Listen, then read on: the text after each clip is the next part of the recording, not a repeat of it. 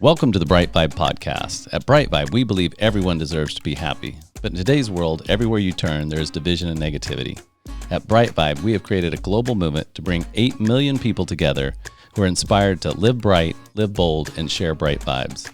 Alone, it can be hard to change, but together we can change the world. Welcome to the BriteVibe podcast. Mike Goldman, welcome to the BriteVibe podcast. So happy to have you on today. Thanks, Matt. Looking forward to it. Yes, I look forward to meeting you. We've never met before. I'm a little bit familiar with your work. You currently have your latest book out is Breakthrough Leadership Team. We're all about leadership here at BriteVibe, self-leadership, corporate leadership, home leadership, you name it. We talk about it and the many aspects of that, whether you're leading a team of one or leading a team of thousands, leadership is, I think, an all-encompassing thing that everybody can get better at. So let's talk a little bit about your newest book, Breakthrough Leadership Team. What's that about? Yeah, the focus of the book is really about what I know, what I believe is, to me, the most important part of building a great company. Mm-hmm. It's not about strategy. It is really about building a great leadership team. And I have been coaching and consulting for about 35 years now. The last 15 is my own business as a leadership team coach. And, I kind of woke up one day and always thought about my business as I help companies grow. I work with small and mid-market companies, but woke up one day and said, what I really do is I help build great leadership teams. That's my model. I work with the CEO and the leadership team. So I read a lot of books, and I said, if that's what I do, if I'm really about building great leadership teams, man, I probably ought to read some more books on that, because I can't, thousands, and I went on Amazon. There are thousands of books, of course, on leadership, dozens of books on team building. I could not find one book focused on how you structure a great leadership team, how you find the right people for a leadership team, how you build culture on a leadership team, how you execute as a leadership team. Couldn't find a book written on it. So I said, all right, if that's the book I need and it hasn't been written, I guess I need to write it. So that's what I did. Interesting. And so those, just, we could dive into each one of those points you just mentioned. So how to build a great leadership team, right? I mean, that's what the work's about. That's what the book's about, but that's what you ultimately do. So let's talk about that. How do you build a great leadership team? Well, first, let's talk about a little bit about why, and then we'll talk about how and defining what a great leadership team is. I think the reason to build a great leadership team is because you want to build a great company. Right. And that's the way to do it. When I say great company, it is three things. Number one, it's about top and bottom line growth, right? It's not all about the dollars, but man, if you don't have the dollars, you have nothing to fuel anything else you want to do. So you need that top and bottom line growth. Number one. Number two, it's about creating a growing, fulfilling environment for your team. And then number three, after you've done those things, it's about adding real value to society. Society could be your client. Society could be a bigger society. So that's what it's about. And what I coach on, what I believe is there are 6 pillars to creating a great leadership team. And I'll quickly, Matt, take you through please do. Any of these you want to drill into, we'll drill in. But number one is about self-leadership. You can't lead others. You can't even be part of a great leadership team if you can't lead yourself. So number one is self-leadership. Number two, do you want to dive into those? You want to discuss them I'd almost like to discuss them as we go, because I'm not going to be able to remember. By the time you get to 6, I'm going to have so many questions. So let's dive in. And if we only get to 4 or 5, I think I'll make sure self-leadership. We'll get to them. How do you define self-leadership, though? Let's be clear about that. So what's your definition of self-leadership? Yeah, when I think about self-leadership, I think about three different, I don't want to call them competencies, but 3 different characteristics, I guess, is a great way to think of it. And number one, I call fire. And fire is about having that fire in your belly to do more, be more, set bigger goals, raise the bar. The metaphor I use is you got to find that next dragon to slay.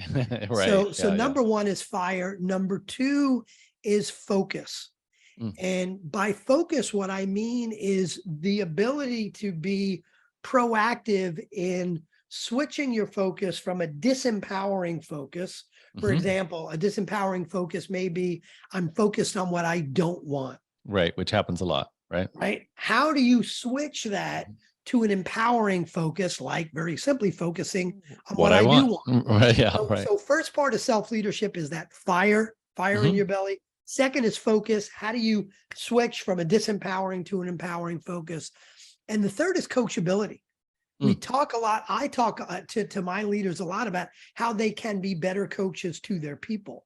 But when it comes to self-leadership, you have to make sure you're coaching, that you're willing to ask for feedback. You've got that vulnerability. You're willing to hold yourself accountable. You are learning and growing. So the third part of self-leadership is that coachability. Okay. Thank you for the clarification around that. So that's one, being, what, and how did you describe number one? Well, one is about mastering self-leadership. Self-leadership. All right. Number two. Number two is proactively structuring the leadership team. And what I mean by that is, normally when an entrepreneur founds a new business, it may be they're doing it. Next step is they got a bunch of part-time or full-time helpers, but they're really running it. And then at some point they start to realize, oh my God, I need a head of sales. I'm going to hire someone. I need a head of operations. I need somebody to head up service. And then they get to 100 people and they're like, oh my God, everybody's leaving. We have a horrible culture. Do you think maybe I need a head of human resources? And by the way, I hate that HR term. I call it talent management, talent development. But the leadership team kind of evolves. And what I suggest is you need to be proactive about structuring that team. You need to understand, even if you're one person, you probably have 8 or 10 functions within your business. Head of company is a function, sales, marketing, technology, service, finance. There are a bunch of functions, whether you're one employee or whether you've got 1,000 employees. Understanding right now who's accountable for each function, the one person.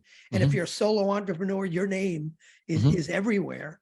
But looking at your plan for growth over the next 4, 8, 12 quarters, I call it the 12-quarter leadership team plan. Over the next 4, 8, 12 quarters, what's your plan for growth? And when you look at that plan, being proactive and saying, hey, you know what? I don't need a VP of sales right now, but given the fact that 3 quarters from now, I need to start bringing on 10 new clients per month to hit my growth goals, man, at that point, I'm going to need someone other than me to head up sales. Here's a point 6 quarters from now where I expect we're going to have 75 employees. Probably need to think about having someone who's accountable for recruiting and onboarding and talent management at that point. And the power of doing that is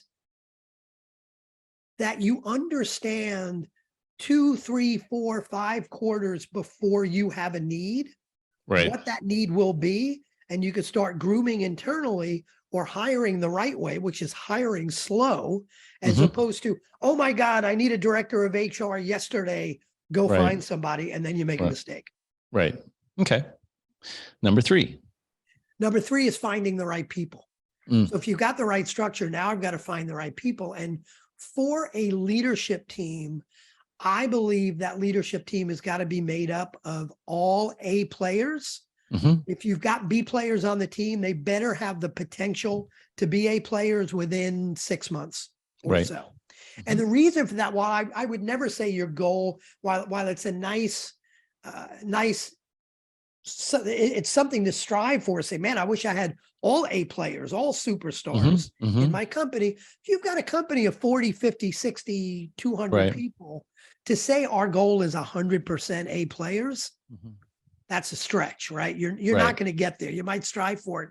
You're not going to get there. But I do believe on a leadership team, you need to have an understanding that A players don't work for B players very long. Right. So if you have an A player on your leadership team, I'm sorry, if you've got a B player on your leadership Mhm. team, or God forbid, a C player on your leadership team, that's got a ripple effect throughout the organization. So you need the tools and techniques to make sure that you're going out there and getting the right people for the function, and you're hiring A players, or at least folks with the potential to become A players pretty quickly. Right. Makes sense. Yep. And I've heard that before. Yeah. Well, what they say, I think it's faint. I think Bill Gates was the quote I heard was basically, if A players hire B players and B players hire C players and C players hire D players, we have a company of idiots, right? I mean, we're not going to get anything done. You got to, and typically when I think of that thought, it's always like, I'm always looking to hire up, like who is smarter than me, which is a low bar, but who's got more insight, depth, professionalism, who knows this better than I do, so that I'm one, learning from them, but also I'm not having to do what they do, right? If I'm hiring somebody to be, I see this, I've done it myself when I was a young entrepreneur, and I see it in other entrepreneurs, is always hiring down, because you think that you have to train them. Like, that's the biggest thing.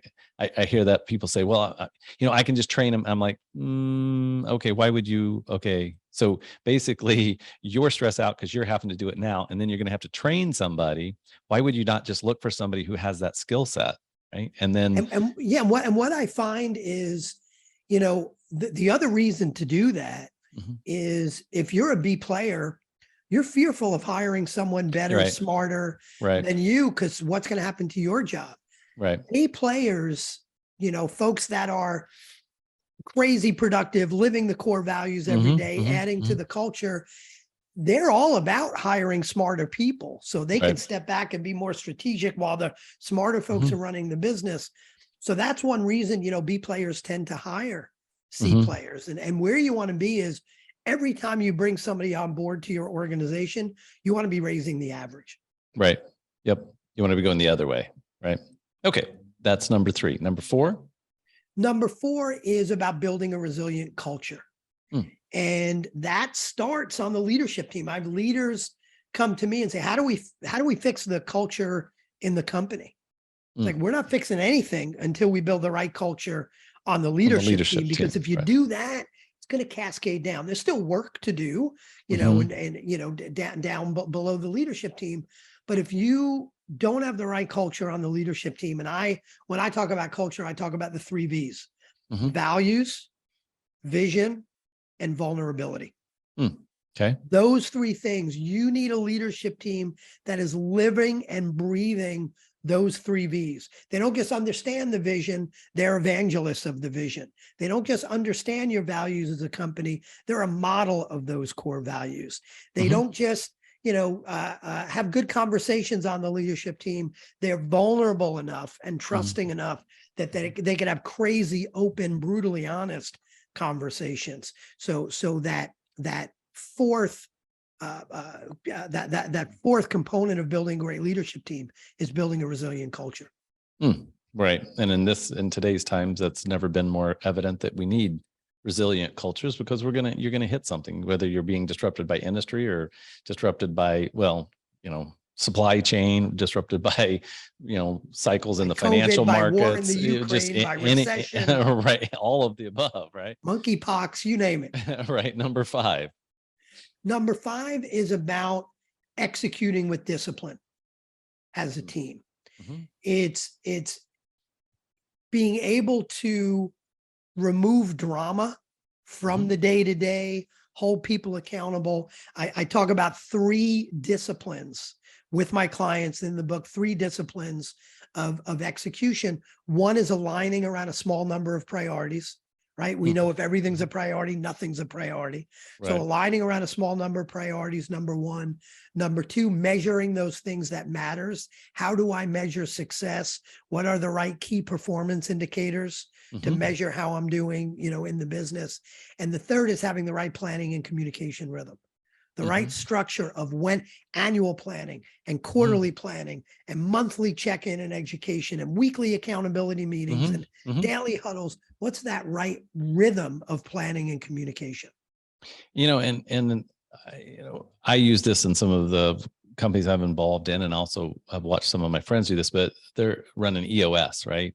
The entrepreneurial, and I don't know if you recommend that, but I mean, it's a very, I won't say it's entrepreneurial operating system, right? So it's very, one, there's lots of information, tutorials, and videos on it, but I find that it was just super helpful to have just a structure, right? If nothing else, it was, especially for small companies that don't have that bench to do that. It was a fairly easy way to get companies kind of on a regular, to your point, weekly, monthly, quarterly, annual. Here's what you need to do. I guess it was almost like running a company for dummies, but I'm not, but I'm referring to the books, not to the actual people running the system. Yeah, well, EOS is a great model. There are things I do that overlap with the EOS method. And EOS is great. I've read all the books. I think when it comes to execution, EOS is terrific. I think there are things that I do and things that are out there around around strategy that go much deeper than an EOS, around talent and people and culture that may go deeper. Oh, definitely. EOS for certain companies, EOS is a wonderful tool. I sometimes compete with their coaches. So it'd be great for me to put them down, but I won't. It's a great set of tools, and I use some of them. Yeah, right. And what's the sixth thing? The sixth one is developing and improving as a team, continuously developing and improving. So the sixth is about assessing your talent. Number one, with my clients, we do a talent assessment every quarter where we look one level down from that leadership team. Who are the A players, B players, C players, and what I call toxic C players. And we use a tool that I specifically designed for that. So developing and improving is about assessing your talent, coaching your talent, developing your talent, and when need be, making that hard decision to cut the cord on folks that don't belong on the team. Right. Of course. And so what, with the companies you're working with currently, what's the most, what's the top of mind awareness or challenge that they're dealing with right now? I know in our companies, it's, employee hiring and retention is huge, and competing with, the current wage stuff that's happening in the health. I'm mostly in healthcare, in the healthcare market, but what are you seeing in the companies that you're involved with? Yeah, I also think it's people related. And I think it's kind of two sides of the coin. One is, it is really tough to go out and find and keep the right people these days. So it's important that you have a process and some accountabilities and some tools to do that really well. But the other side of it, and to some degree, one causes the other, but not fully. The other side of it is keeping way too many low B, C, toxic C players that have been around for 6, 12, 18 months, hurting the organization, and they're still there. And I'll talk to leaders and find out they've never even coached these people. It's like, why are they still here? Well, I really haven't talked to them about it yet. How long have they been a problem? Oh, the last year, it's really been bad. Really? And I get it emotionally. Logically, it makes no sense. I get it emotionally because I know, and I call this the C player trap. I know if I make the hard decision I know I need to make about that C player, now I got to go find somebody else. Right. And I've got to train them and onboard them. And man, that's a pain in the neck. So you know what? Maybe I can keep them around a little longer. Maybe they'll do some more coaching. And that I see is the biggest issue, because when you're keeping those folks around who are holding the company back from a culture standpoint or from a productivity standpoint or both, who are you hurting? Mostly you're hurting your A players. Right. Because your A players now have more work to do. Right. Here's the kicker. Many of your A players will become B players because they're like, hey, what am I working so hard for? Interesting. If you're keeping Joe around, who hasn't done anything in the last year, it's or demotivating. More likely, because not a lot of A players want to become B players, more likely they're gone. Right. And now they're your competition. So So having a structure where you're assessing your talent, coaching and developing, but knowing when the right time is to make that hard decision. And as a Hmm. leadership team, holding each other accountable to make Hmm. those hard decisions. That's not an easy thing to do, but it's critical. Right. Of course. And what other are there other things that you're really keyed in on right now in this current environment that you see companies challenges that you really see them struggling with? And there's really nothing as much as we know the world has gone crazy over, Hmm. over the last 2.5, 3 years or whatever it's been. Um, I don't see that big a difference in the challenges companies Hmm. had. They had these people challenges before. Before, yep. Before the great resignation or whatever we're Hmm. calling it today, Right. companies are horrible at hiring the right people, keeping the Hmm. right people, losing the right people. Companies were and are still really making mistakes around execution. There's Mm. no regular rhythm. How do I hold people accountable? What do I need to do? Fire everybody? Well, Hmm. show me where you've been clear about your expectations for Right. that person. Oh, Right. they know what they're supposed to do. Really? So having the right rhythm around planning quarterly to set a small number of priorities. How are you going to hold people accountable? How are you going to measure? That's always been an issue. It continues to be an issue. Maybe the one that's a bigger issue now Hmm. is the culture. Right. No surprise, right? And a lot of that is, number one, when COVID happened, Hmm. some companies really took that crazy challenging time and built a better, more resilient culture Hmm. by communicating with their people more and supporting their people and all the things they needed to do. And others did the opposite. Others were just like, I'm going to crawl under my desk and wait for this to be Right. done. And Right. people said, now I know what my leaders are really about, and I'm Hmm. not thrilled with that. So Hmm. it started there where some companies improved their culture, some companies killed their culture. And now obviously you've got the problem of remote and or hybrid work environments Hmm. where building those relationships Hmm. with your employees, and culture is all about those relationships. Hmm. Building those relationships, what I found is for employees that have been there a while, you could keep relationships over Zoom. Right.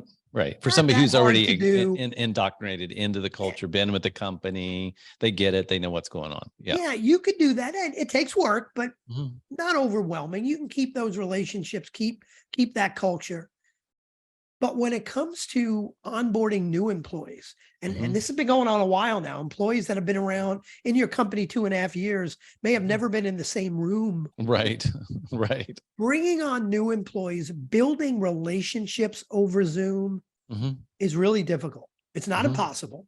Hmm. It's difficult. And there are companies now, certainly, as we know, a lot of companies have hybrid environments. Hmm. And what they've done is said, every Wednesday and Thursday, we're going to be in the office. Hmm. Great. Yep. I'm for that. Hmm. Unlike my 26-year-old daughter who wants the rest of her life to be working from home, Right. I see the value, right, Right. in Yeah. Yeah. Yeah. being And the together. relationship. Yeah. But the problem is companies say, okay, every Wednesday and Thursday, we're all going to be in the office. But then what do they do when they're in the office? People are doing the same work they did Monday and Tuesday. Right. Hmm. So people are like, wait a minute, I spent an hour and a half on a back and Right. forth Right. commute, Right. and I could have done this more productively at home because Hmm. I have, less interruptions. Like, what am I doing this for? So, Right. so I think the key, and I don't think anybody knows the answer yet. It's too Mhm. early on, but I think a hybrid environment's here to stay. We're Oh, I not going agree. back to the way it was. And I think it's going to take a whole lot of data gathering, a whole lot of mistakes, a whole Hmm. lot of experiments to figure out what should we be doing in the office on Wednesday and Thursday that leverages the fact that we're here together. Shouldn't be Hmm. the same work we can do remotely. There's different work we should be doing to collaborate together, to build those relationships. Hmm. And that doesn't just mean, great, so every Thursday, we'll have an ice cream party in the afternoon. It's not just about doing fun stuff on the Wednesday and Thursday, although that's wonderful. Hmm. I think we're going to learn, and I don't know the answers yet. We're going to learn how to change the work we do Right. on those days we're in the office, change the work we do on those days we're outside the office to best leverage both of those things, the Mm-hmm. remote work, the in-person work, and to continue to build the strong cultures. Because as you alluded to earlier, culture has always been important. But when Mm-hmm. I talk about building a resilient culture, as the rate of change continues to speed up, and I feel like I've been saying that for 30 years, change, the only thing that's not changing is the speed of change or whatever. Yes, change is happening faster, but it just seems like it's been wilder swings Mm. back and forth. And I don't know that ends. I'm going to assume it's not going to end. We're going to have those wild swings. So building a resilient culture Mm-hmm. becomes critically important. And by resilient, let's just dive into that. I love words and the deeper meaning behind them. But in your definition of resilient, what is true resiliency? So a company that's doing it right, what does that look like when we say resiliency?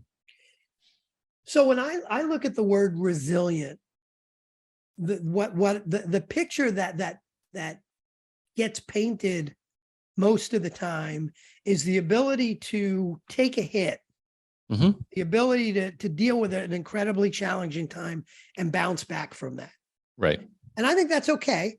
That definition's Mm-hmm. fine. I like to take it a step further. And when I say resilient culture, I want the problems, the challenges, the world events, the COVIDs, the recessions, the whatever. I don't want to just bounce back to where we were. Mm-hmm. I want the culture we have and the vulnerability within that culture, the values within that culture, the vision of an amazing place you're going to get to and the value you're going to add. I want all those problems to cause you to bounce back and be even stronger than you were before. Mm-hmm. That's the way I see it. Not just Mm-hmm. the ability to take a punch and get up, but the Right. ability to take a punch, get up, and somehow be stronger than before you took that punch. Mm-hmm. And I think that what's the industry term now? Disruption, right? So, I hear a lot about that, but I think obviously the last 3 years has been its own disruption without having necessarily a lot of, I mean, other like just straight up corporate to corporate disruptions. There's all the underlying things, right, that are going on. So, the phrase, you're either the disruptor or the disruptee.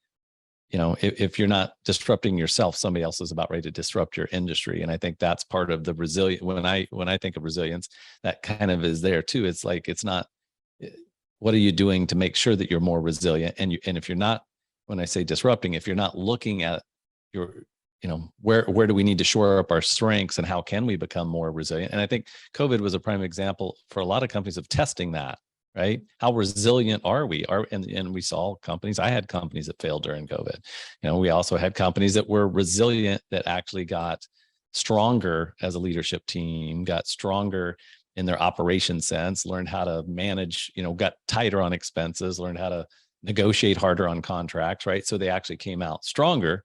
So yeah, what are we doing internally with our companies to make them stronger? Not knowing that the status quo is no longer, it's just not, the status quo isn't going to cut it anymore for more than, I would guess, a year or two before a company starts to see some major decline in it if they're not constantly thinking about how do we get more resilient, I guess is my point. And this is also where not only, when I talk about culture, I talk about resilient culture, but part of the resiliency and the way you and I are talking about it comes from the right planning and communication. Right. I come from a world of first half of my career, management consulting, working with Fortune 500 companies. We would spend millions of dollars on beautiful strategic 3 to 5 year strategic plans that sat on a shelf and gathered dust.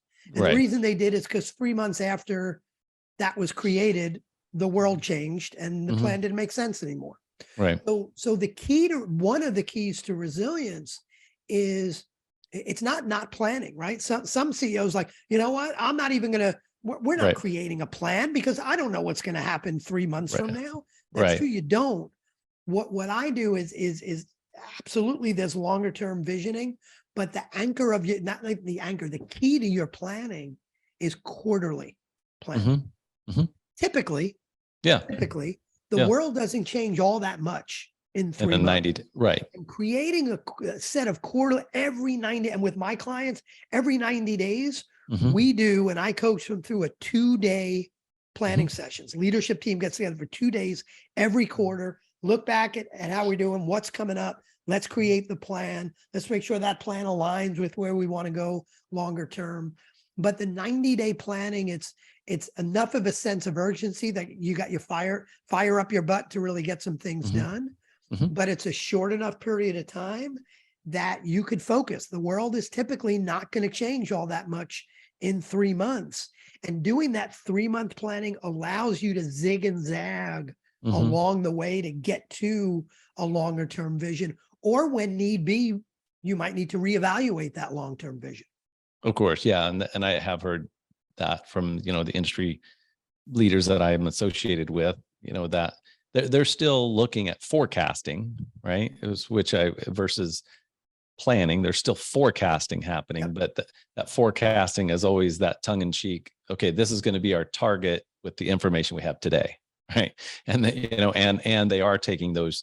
I don't see anybody doing 5-year plans anymore. I really don't. Or 10-year plan. Forget it. You can have your vision, where your company's headed. That's different than having the executable plan that you're going to execute. Nobody's executing a plan for 10 years anymore. Nobody's executing a plan for 5 years anymore, because to your point, things change so rapidly that's like, so let's not get so focused on the how, or in my opinion, let's not get so focused on the how and get focused on, okay, this is our vision and this is what the target. We're going to have to be flexible on the how, right? We're going to have to allow that to zig and zag a little bit, because the market's zigging and zagging a little bit. So that's at least Absolutely. what I'm saying. Yeah. And the thing, and so I've got one question, and then I want to throw you some just my own curiosity stuff. So the question I'll pose is for a newer business owner, newer entrepreneur, or the solo entrepreneur, because you mentioned this earlier in the show about, if you're the only one, I see what I've been seeing from the podcast and from just looking around in society. It seems like that's the one area of business that seems to me underserved, is those solo entrepreneurs or newer entrepreneurs, new business owners. There's the support system of there's just so much information, but what of it is credible out there, right? So if somebody's just starting a business, it's like you can Google start a business and you're going to have more information at your disposal than anybody's had in the history of the world as far as how to start a business. But what's actual practical, right? What's practical and what we should really focus on. So for that solo entrepreneur, what's the most critical things that you think that they should be thinking about? A community of folks Mm-hmm. that will support them. I don't think Interesting. there's anything more, it's not about, make sure you come up with the right strategy. Make sure Mhm. that first Mhm. hire is an A player. There's a Right. thousand things people are going to tell you. Some of Mhm. them are right. A Mhm. lot of them are right, but it's overwhelming. You can't Right. do 176 things. The biggest mistake I made when Mhm. I started my first Mhm. business 18 years ago was, I'm a smart guy. I could figure this out. Mhm. Didn't work Mhm. out all that well. Right. Yeah. I've So done that. having the right community to support you, and that's everything from your professionals, the right Yep. accountant and the Yep. right Yep. attorney and all that stuff. It's having a coach Mhm. is so Mhm. important. Mhm. I'm a coach, and I've Right. had a coach for the better part of the last 16, 17 Right. years. I've had a couple of different coaches and a Right. coach. So having those professional services folks, having a coach that Mhm. can help challenge you, pat you on the Mhm. back when you need it, kick you in the ass when you need it, open Mhm. your eyes to some new ways of looking at things. Um, family is important. Right Mhm. now, this is, you Mhm. can't, you can pick a coach, you can't pick your family, right? Mhm. But I will tell you, my first business was a 3-year miserable failure. Right. And there were plenty of times that I thought, man, I just need to go out and get a job. Mhm. This isn't going to Mhm. work. When I Mhm. started my coaching business, it took me a while to get it going. Mhm. And my wife I've been lucky enough to be married to for 32 years Mm-hmm. was the most supportive Mm-hmm. person you could imagine. And Mm-hmm. she's very conservative with money, and I'm not. Mm-hmm. So Mm-hmm. I thought she was going to say, cut the crap and go find a job. Yep. And when I'd say, honey, I'm not sure how we're paying the mortgage Mm-hmm. this month. We're in Mm-hmm. trouble. I don't know what Mm-hmm. to do. She just be like, you're doing great. You're going to keep going. Here's what we're going to do. We're going to stop hiring the guy to mow the lawn. We're going to do Right. this. We're going to cut that out. Right. And just, in at any point, she could have been the thing to kind of get me over the edge to quit or keep going. Mm-hmm. Having that support. And man, we both probably know a lot of folks who have Mm-hmm. the opposite. Right. Yeah. Yeah. Yeah. So And yeah, totally. Yep. yeah, so Yeah. having family, friends, as well as business, I've had for a whole bunch of years different mastermind groups. Mm-hmm. Right now I'm in 3 different mastermind groups. I've got one with 3 other coaches. We Mm-hmm. talk once a month for 2 Mm-hmm. hours to help each other out. Got a group of 12 CEOs. We talk once a month, and I'm trying to build my public speaking business. So me and 2 other professional speakers have another once a month thing. So that doesn't replace one-on-one coaching Mm-hmm. for you. Right. But again, having that support system, I'd say that's number one, and all the other good stuff flows from there. And I think that this podcast is so fun for me because it's always serendipitous, because in every moment I get the some insight into directions that I need to look at. I have really been thinking lately about just kind of taking our community and just turning it into basically an entrepreneurial small business owner support company, and really organization, because it's like I've been a member, and I think I read in your bio, but I've been a member of YPO for 17 years, something like this, right? And so I have my forum group, right? That's what they call it in YPO. Yep. What you're talking about, your mastermind, we call it forum, or they do in YPO. And so, and I had mine yesterday, and again, it was just one of those. We do life together. We meet monthly, and it's about 4 hours that we meet once a month. But we talk about as a business owner, it doesn't matter if you're just starting or been in business, 50 years. There's some loneliness when you're at the top, when you're the person, the woman or the man, when you're where the buck stops. I'll put it that way. If you're the person where the buck stops, there's a certain amount of loneliness, there's a certain amount of isolation, unless you have surrounded yourself with some type of reliable, consistent community of support. To your point, it can't just be some buddies, because a lot of times buddies don't understand, if they have a job, they're not going to understand the pressures and the stress of having to, literally, to your point, do something to pay the mortgage, right? Do something that's, and I can't think of a better, and I'm going to get up on my soapbox here a little bit, so thank you for the airtime, but I can't think of a better group of people to support than the people who are creating the most jobs in this country anyway, are small business owners. It's not, and that's if you've ever been around business at all, you look at it statistically, small businesses create, I think it's 80% of the jobs in this country. And yet I just don't see a ton. I know myself, I've been an entrepreneur for 30 years. And what you talked about just, I think, is the hammer hitting the nail on the head, which is you got to have that support system, because without that support system, you make decisions and that are in isolation, that aren't full. You're not getting the full view of all of the information you could have when you have a consistent support structure, right? That's not, I even, the thing about mastermind groups typically, or in our situation, my situation, the forum, is these people can be very objective because they don't have any stake other than what is best for me, right? There's no ulterior motives. There's no, they're not trying to get my business. It doesn't work that way, right? We sign a thing that says we're not going to do business together, right?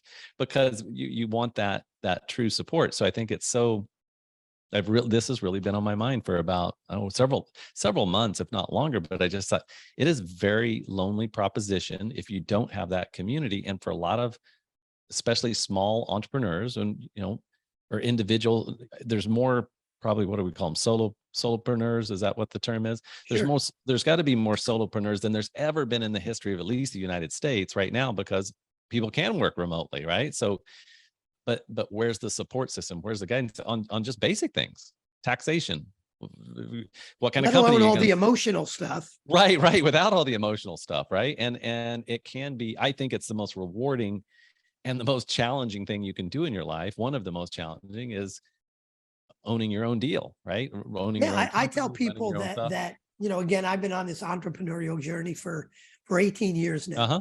Mm-hmm. And I tell people that 18 years ago, if I knew all of the challenges, and I Yeah. went through about 7 years of financial hell.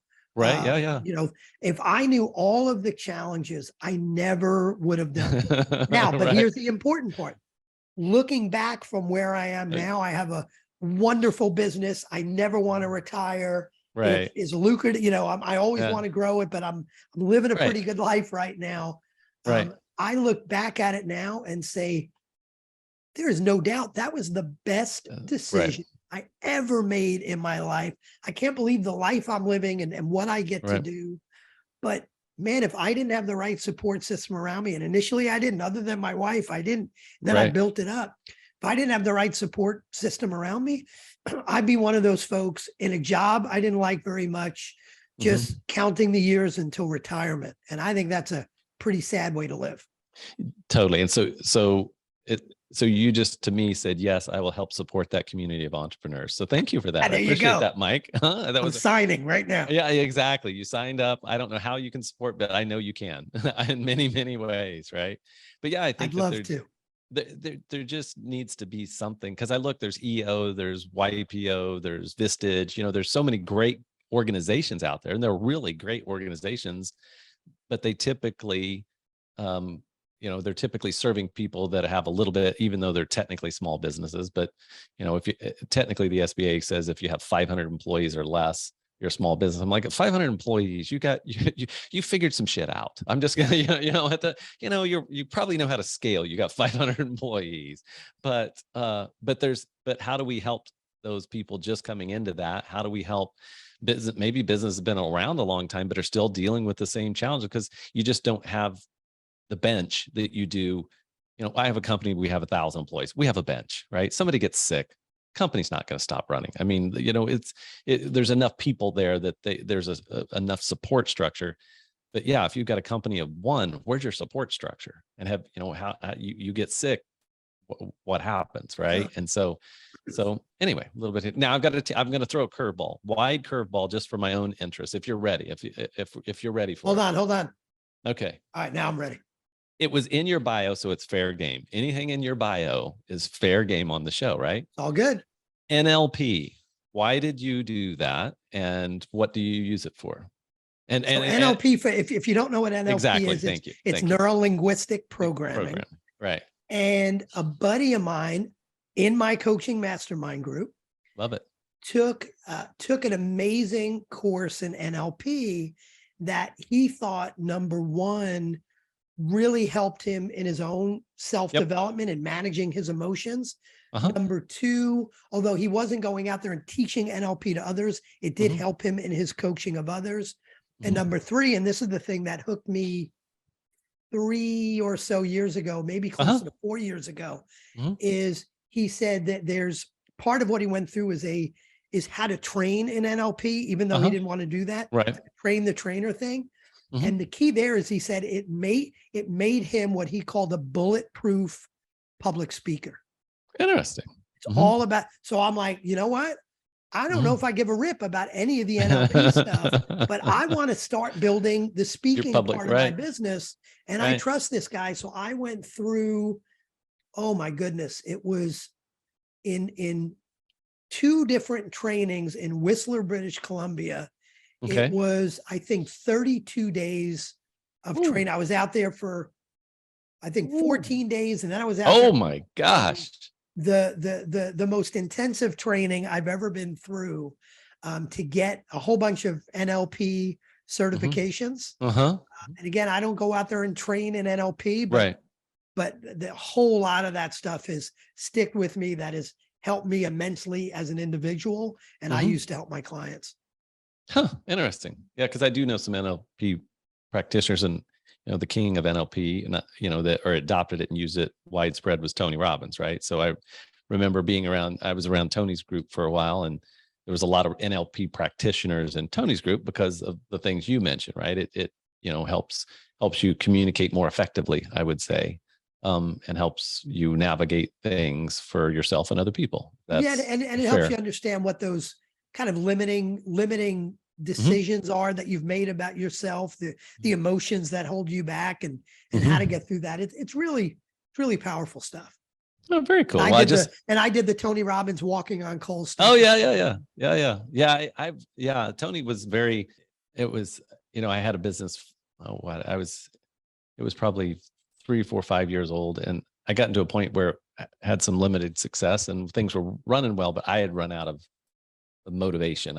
So I went to Tony to get motivated, which ended up being, a door into a Pandora's box of a lot of different stuff that I was exposed to in a very positive way. And so, but he obviously studied that NLP stuff, I think from Bandler back in the day, I think was the guy's name. And Bandler and Grinder. Right. Yeah. So he studied from them and then started, using that and has used it to build his whole business around. So it's pretty crazy. But I saw that on there. I was like, well, that's interesting. A business coach that's been trained in NLP. That's not something that you see out there every day. No. So I appreciate that you did that. And it shows me that, obviously you want to dive deeper into those things. And I think relating it back to being a business owner, your business growth and your personal growth are usually tied hand in hand. Absolutely. Right? And I was going to say my problem, it's not a problem. It's a good thing, but I get really bored every 3, 4, 5 years. Right. Yeah. And so a few years, I'm bored. I'm going to write a book. So I wrote my second book. I'm going to build a speaking business. My next thing is next Q1 of 2023, which when people listen to this, that may be where we are. Yeah. But I'm starting my own podcast. So like beautiful. Every year I've got whether it's a new book or a podcast or starting a speaking business or NLP a few years ago. Yeah. I get bored and I just need to do something different. Yep. And I think that describes most entrepreneurs I know. They need to grow, but and I think it's, it's a healthy thing because I think, again, that's where job creation happens. That's where wealth creation happens, right? I mean, typically it's the small business owners, it's the entrepreneurs who are impacting their local community. Those are the ones donating to the baseball teams and the churches and giving, sometimes free services for the underserved populations. I mean, it's not, I know that big corporate does, gives money and does good stuff too. I'm not saying they don't, but if you look at a local hometown, it's the people that are in business in those hometowns that have the greatest impact on those communities when it comes to business, I guess. Is the way I look at that. I also feel like as a coach, the small and mid market, and I do a lot of my work in the mid market. Yep. Right. I feel like I could really impact lives there. In the first half of my career, so not only do they impact a lot of people, I feel like as a coach, I could impact them. Right. Early in my career, when I was in management consulting, I worked at Fortune 500 companies. I was in Troy, Michigan, doing work for Kmart. 6 months of my life I'll never get back.